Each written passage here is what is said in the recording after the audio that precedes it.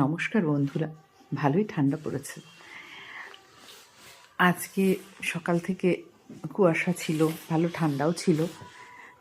ছেলেকে মেয়েকে দুজনকেই স্কুলে পাঠিয়েছি সেই ঠান্ডার মধ্যেই। দুদিন ছেলেকে স্কুলে পাঠাইনি, ছেলের একটু সর্দি লেগেছিল, সেজন্য আজকেও সর্দিটা ভালোই আছে, তবুও পাঠালাম। আর কতদিন আটকে রাখবো?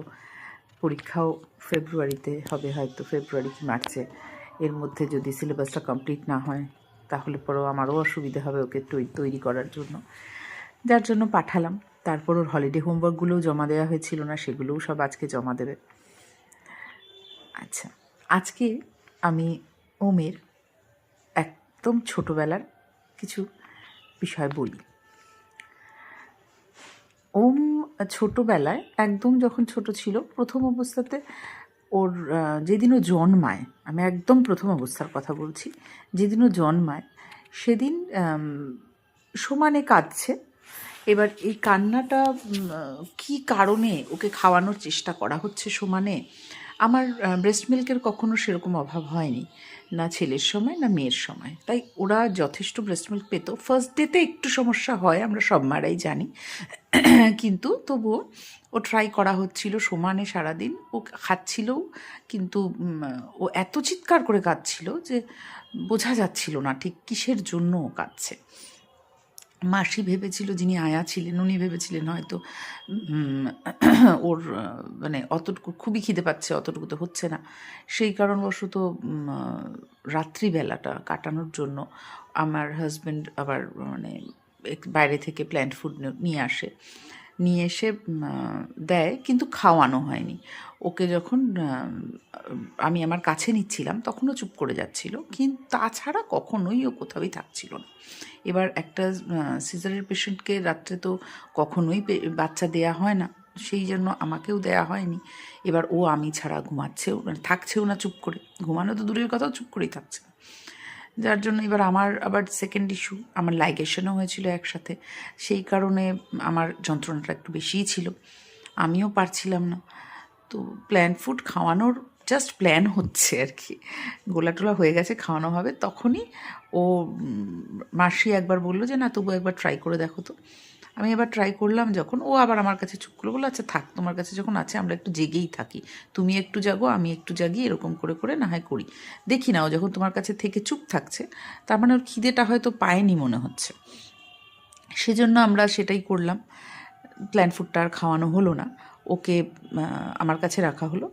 কিন্তু তখন ও ব্রেস্ট মিল্ক খাওয়াকালীন কি অসম্ভব জোরে কামড় দিয়েছিল আমাকে, আমি জাস্ট এক্সপ্লেন করতে পারবো না। আমার আগেও একটা বেবি ছিল, কিন্তু আমার বড় মেয়ে অবশ্য কোনো দিনও আমাকে কামড়ায়নি, কিন্তু হঠাৎই ও কামড়ায়। আমি শুনেছি যে অনেক বাচ্চারা মাদের ফিড করতে গিয়ে কামড়ায়, কিন্তু আয়ামাসিও একটু অবাক হয়ে যায় যে ফার্স্ট নাইটে মানে একদম এইটুকু বাচ্চা কোনো দিনও কামড়ায়, ও কোনো দিনও শোনেনি। তো আমি জাস্ট এমনি নিয়েছি, মেবি এরকমভাবেই নিয়েছি, হয়তো কামড়েছে, হয়তো মাসিও বললো, হয়তো আমি কম জানি। তারপর থেকে ওর খাওয়ানো বিষয়টা না একটা অসম্ভব স্ট্রাগল ছিল আমাদের কাছে। আমরা বসতাম খাওয়াতে, এই শুরু হলো আর কি প্রথম রাত থেকে। তারপর পরেও ওরকম কায়দা করে করে অনেক কষ্টে কষ্টে ওকে খাওয়ানো হতো।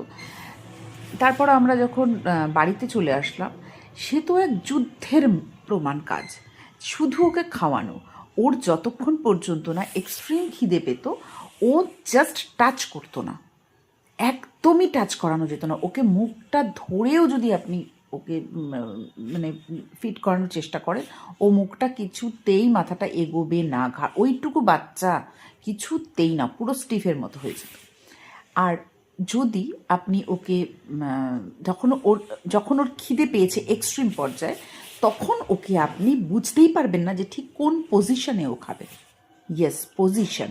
এই পজিশনটা হচ্ছে, আমি আপনাকে কী বলবো, মানে আমি দাঁড়িয়ে আছি, ওকে আয়ামাসি জাস্ট ধরে আছে, এরকম করে পুতুল ধরে না, দুটো হাতের তল দিয়ে ধরে ওকে দাঁড়িয়ে আছে। সেই অবস্থায় কোনো দিনও না, কোনো বার ও ওই অবস্থায় খাচ্ছে। সেকেন্ড টাইম যেহেতু ওই অবস্থায় ও শান্তভাবে খেয়েছে, সেই জন্য ফার্স্টেই ওইটা মানে ট্রাই করা হতো, ব্যাস ওইটা ক্যান্সেল। আবার আমি হয়তো শুয়ে বসে ওর উপর উপুর হয়ে আমি শুয়ে ওকেও আমার উপর, মানে বোধহয় 5-6 রকমের টেকনিক আমরা ট্রাই করতাম যে ঠিক কোন পজিশনে ও সাক করবে, ও সাক করলে প্রপারলি শান্ত হলে তারপরে আমরা শান্তিমতো বসতে পারতাম, ওকে খাওয়াতে পারতাম। এবং আসলে আমাদের হয়তো বোঝার একটা ভুল ছিল, আমরা ওই সময় বুঝতে পারিনি যে ওর কি হতো, এই এক্সট্রিম খিদে পাওয়াতে ও বুঝতে পারতো না যে ওর ভিতরে যে অসুবিধাটা হচ্ছে সেটা ও খেলেই ও শান্ত হবে। ও কি করতো, মানে প্রত্যেকটা পজিশনে হয়তো দুটো শাক দিল চিৎকার, সেটা চিৎকার। এবার এই যে চিৎকারটার জন্য আমরা ভাবতাম আচ্ছা ঠিক আছে ওই পজিশনটাতে হবে না, এবং ওই পজিশনটাতে ও করতোও না, আর যার জন্য ট্রাই করতাম অন্য পজিশন। ওর কি হতো, ওই একটু একটু খেতে খেতে যখন ওর খিদেটা একটুখানি প্রশমিত হতো, মানে চূড়ান্ত খিদে পাওয়াটা একটু প্রশমিত হতো, তখন ও শান্ত হয়ে খেত। এবার আমাদের কিছুই করার ছিল না, ওইভাবেই একটু একটু করে খাইয়ে খাইয়ে বিভিন্ন পজিশনে দাঁড়িয়ে দাঁড়িয়ে যেই পজিশনে গিয়েও সেট হতো সেই পজিশনে আমরা খাওয়াতাম।